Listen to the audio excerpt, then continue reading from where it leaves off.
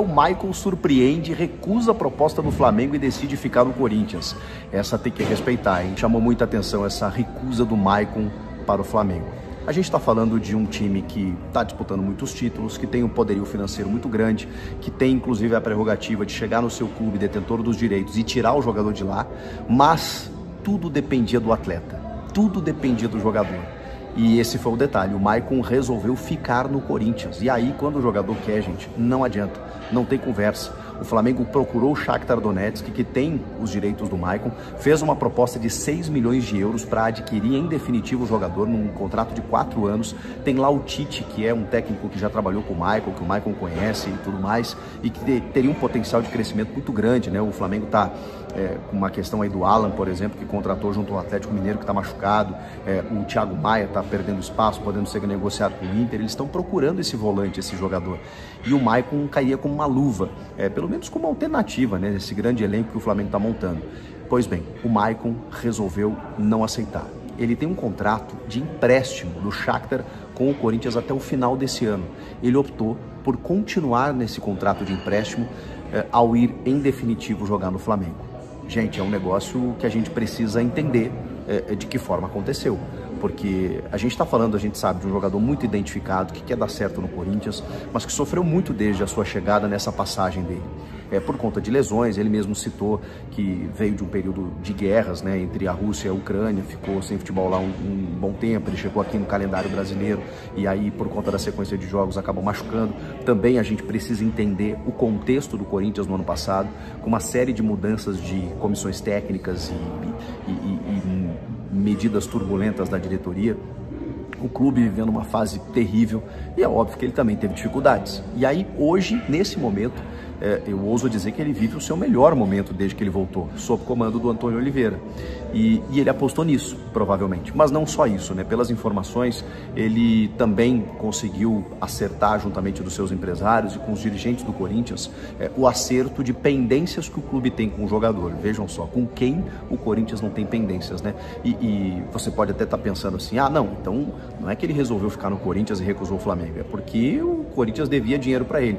Tá bem, gente, mas em algum momento o Corinthians ia ter que pagar.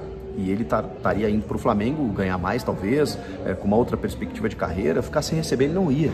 Então, quando ele opta em permanecer no Corinthians, eu valorizo sim, porque aí ele senta com os caras e fala, porque também, né, ele merece receber, como todo mundo que trabalha. Ó, gente, a gente tem essa pendência aqui, são 11 direitos de imagem que o Corinthians deve para o Maicon. O clube se comprometeu em pagar, em acertar tudo isso. Com isso, o Shakhtar, até por uma contrapartida, ampliou o seu contrato, o contrato de vínculo que tem com ele até o fim de 2026. Resta saber se ao final desse empréstimo, mais um, né, que o Corinthians conseguiu renovar, e vejam só, o Corinthians renova no valor de 500 mil euros, que é quase nada, né, para um volante de 27, 28 anos, que é titular do time. A gente está falando de 500 mil euros no futebol, não é nada mesmo.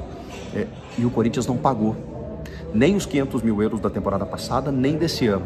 Está devendo ao Shakhtar esse valor. Eu não sei como é que o Shakhtar aceitou tudo isso, mas é que tem a vontade do atleta.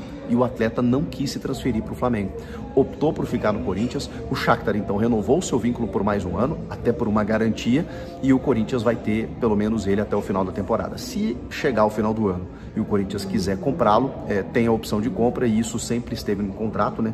O Corinthians até podia cobrir esses 6 milhões de euros, dificilmente o faria, mas aí o Maicon optou por permanecer emprestado até o final do ano, e o Flamengo aceitou de boa, do tipo assim, tudo bem, a gente quer jogadores satisfeitos aqui, não queremos um jogador forçado, então tá tudo certo. Ele resolveu ficar no Corinthians. Claro que também tem outras questões, a família do Maicon está adaptada a São Paulo, ele tem uma perspectiva muito interessante do time titular, de crescer esse ano, quem sabe até voltar para a Europa num outro mercado, disputar, sei lá, a seleção brasileira, não sei.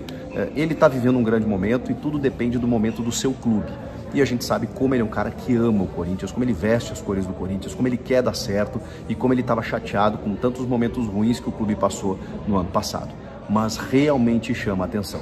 Estamos falando de uma das forças do continente que chegou com valores oferecendo ao seu clube detentor, e ele mesmo emprestado ao Corinthians disse, não, daqui eu não saio, daqui ninguém me tira, eu vou permanecer aqui, obviamente com algumas condições, e agora o Corinthians vai ter que pagar aquilo que deve ao Maicon, e deve a vários jogadores, né? Inclusive alguns atletas que já saíram do clube, precisa, não tem como, né, arcar com esses custos, mas eu acho que vai sair barato, porque se o Corinthians, ao perder o Maicon, se perdesse o Maicon, teria que ir ao mercado buscar um jogador desse quilate, com essa idade e com a janela fechando na quinta-feira. Seria impossível contratar um jogador próximo do que o Maicon hoje representa para o Corinthians em termos de um filho do terrão, em termos de qualidade técnica, em termos de polivalência no time, em termos de um cara já adaptado, enfim, seria um prejuízo sem tamanho.